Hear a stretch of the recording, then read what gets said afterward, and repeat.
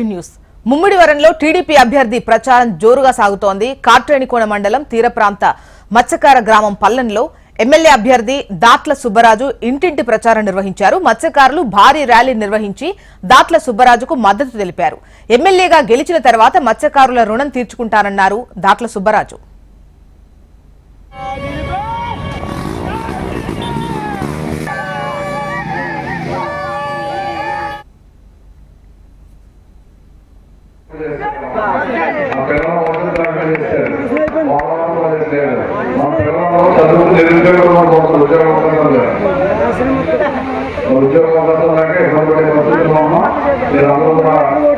అదే కాకుండా గంధాలు కానీ డ్రగ్స్ కానీ జరుగుతుంది.